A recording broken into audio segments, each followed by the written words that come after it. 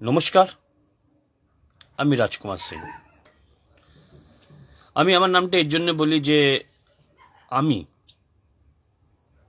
কে বা আমি কোথায় থাকি তার জন্য সবার আগে আমি নিজের পরিচয়টা দিই।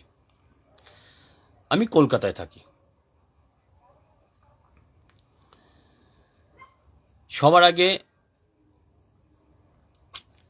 প্রত্যেকটা সেনাবাহিনীকে যারা স্থলে জলে বা এয়ারে ভারতকে রক্ষা করছে সবাইকে স্যালুট। ক্যাপশনটা একটু ভালো করে দেখে নেবেন কি লেখা আছে, তো আমি বলে দিচ্ছি। যদি সম্মান করতে হয়, সত্যিকারের যদি মন দিয়ে সম্মান করতে হয়, দেশের সেনাবাহিনীদের সম্মান করুন, যারা আমাদেরকে সুরক্ষিত রেখেছে, দেশের সেবা করছে যতদিন বেঁচে থাকে ডিউটিতে। এর মধ্যে কেউ রিটায়ারমেন্ট হয়ে যায়, কেউ শহীদ হয়ে যায় দেশকে বাঁচাতে গিয়ে আর আমাদের সুরক্ষা রাখতে গিয়ে।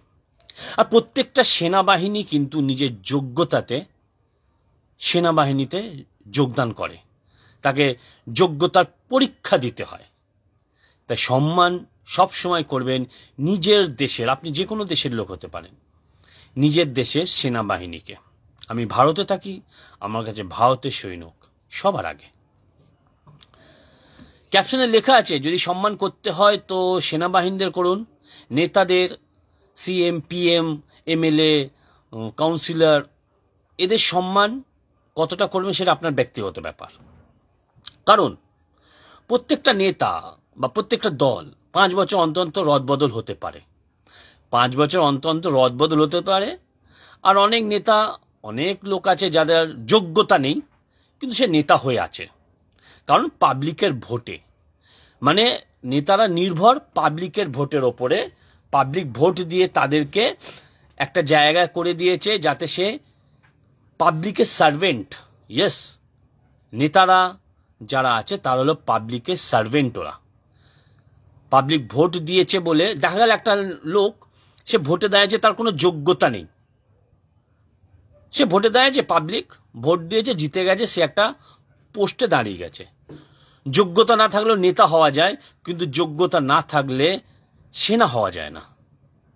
কি বললাম? যোগ্যতা না থাকলেও নেতা হওয়া যায়, যোগ্যতা না থাকলে সিএম হওয়া যায়, যোগ্যতা না থাকলে পিএম হওয়া যায়, যোগ্যতা না থাকলে এমএলএও হওয়া যায়। অশিক্ষিতও কিন্তু পিএম, সিএম, এমএলএ হয়, কিন্তু যোগ্যতা না থাকলে সেনাবাহিনীর যোগ করা যায় না। তার জন্য যোগ্যতা লাগে। তাই সম্মান করতে হলে নিজের দেশের সেনাবাহিনীদের সম্মান করুন। এবার একটা কথা বলি, যারা আমাকে চেনে বা আমাকে জানে বা যারা আমাকে ছোটবেলাতে জানে বা যারা আমাকে চিনেছে, তারা জানে যে আমি কিছু কিছু জিনিসে খুবই ইমোশনাল আর খুবই স্ট্রং স্ট্যান্ড নেওয়ার চেষ্টা করি নিজের দিক দিয়ে। প্রথমত আমার দেশের জন্যে। ভুলকে আমি ভুল বলি, সাদাকে আমি সাদা বলি, কালোকে আমি কালো বলি। আমার কাছে রং আর পতাকা বলতে একটাই, সেটা হচ্ছে তিরঙ্গা, ভারতের পতাকা। আমার কাছে রং ম্যাটার করে না, মানুষ ম্যাটার করে না, আমার কাছে ম্যাটার করে আমার দেশ। তো আমি সব সময়, সে আমার পার্সোনাল লাইফে হোক বা সোশ্যাল মিডিয়া লাইফে হোক, আমি সবসময় মেয়েদের অসম্মানটাকে সহ্য করতে পারি না। হ্যাঁ, এটা আমার পার্সোনাল। আমি কোনো মেয়েকে কেউ অসম্মান করে, সে যেরকমই হোক, যদি রেড অ্যালার্ট এরিয়ারও মেয়েকেও যদি কেউ অসম্মান করে সেটাও আমি রুখে দাঁড়াবো, কারণ এটা কারো রাইট নেই। তাই এটা আমি সবসময় স্ট্যান্ড নিই, এটা আমি আমার মতন করে স্ট্যান্ড নিই। আমি খুব একটা তো কেউ না, আমি একজন খুবই সাধারণ ঘরের একটা সাধারণ ছেলে, আর আমি একটা খুবই সাধারণ একটা সোশ্যাল ওয়ার্কার বা একটা কুকুরপ্রেমী। তাই আমার কাছে নারীর সম্মানটা অনেক আগে, সে আমার মা হোক, দিদি হোক, ভাই, মানে যেই হোক, বন্ধু বান্ধব হোক।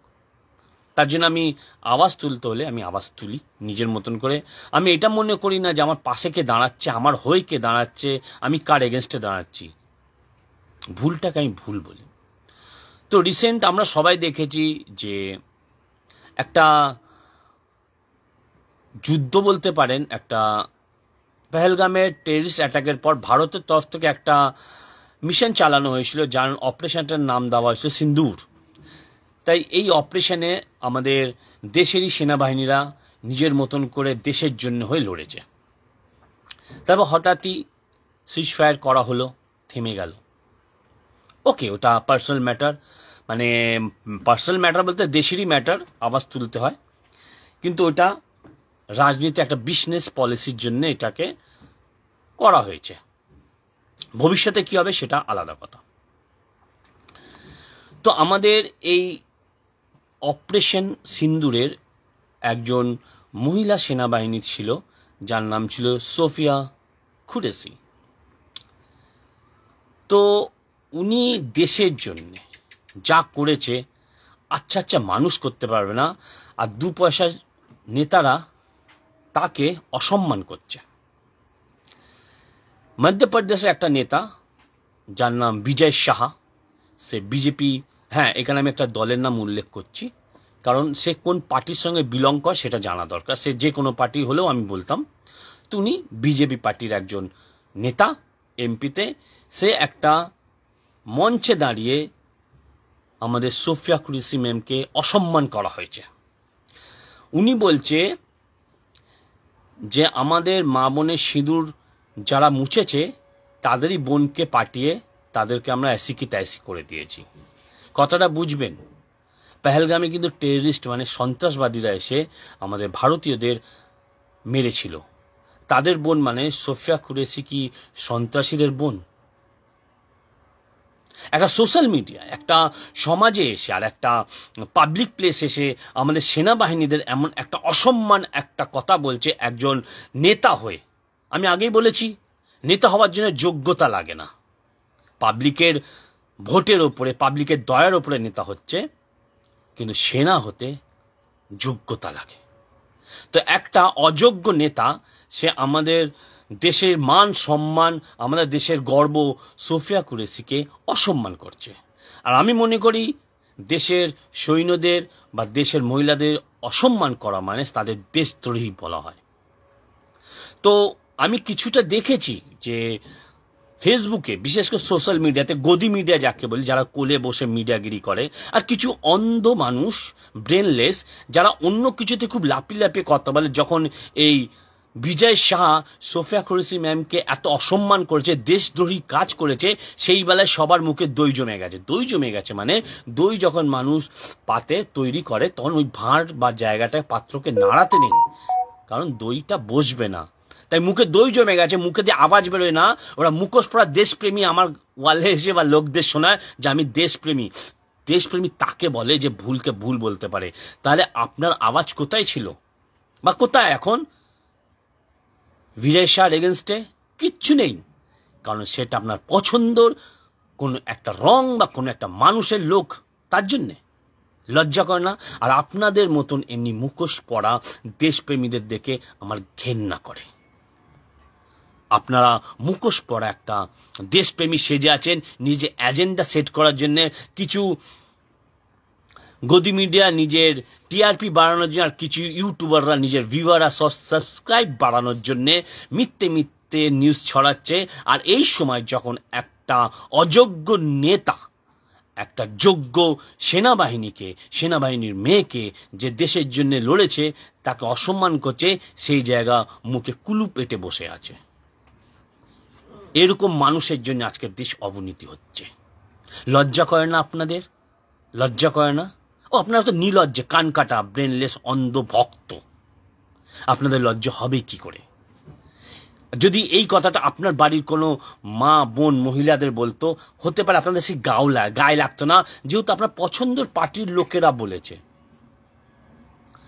এই বিজয় শাহ একটা দেশদ্রোহী। দেশের সেনাবাহিনীকে একটা ছোট করা, একটা টেররিস্টের সঙ্গে তুলনা করা, এটা দেশদ্রোহী কাজ।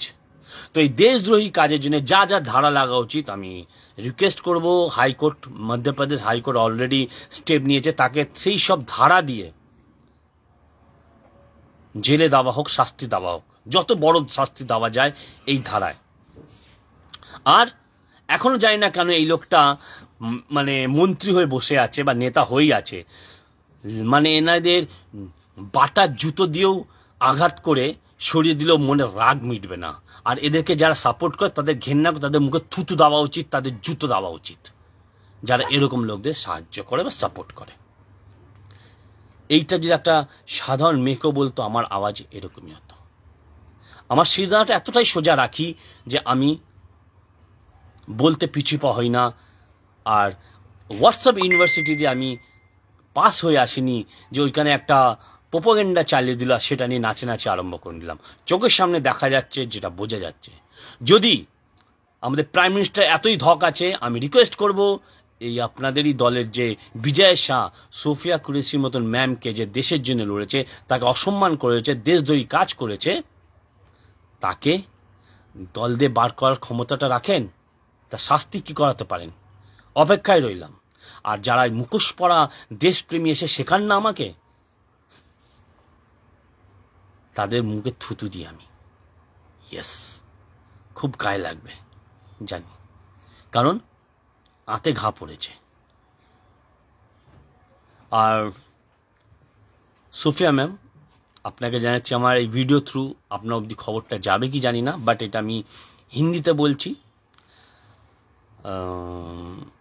Sophia Qureshi ma'am, colonel Sofiya Qureshi ma'am, जो इंडियन आर्मी में हो, सॉरी, मैं पूरा देश के तरफ से आपको बोल रहा हूँ। आपके ऊपर जो भद्दा जो बात किया है एमपी के जो पॉलिटिक्स मैन विजय शाह, बहुत ही गलत किया है। आप देश की शान हो, आप देश की मान हो, आप देश की सम्मान हो।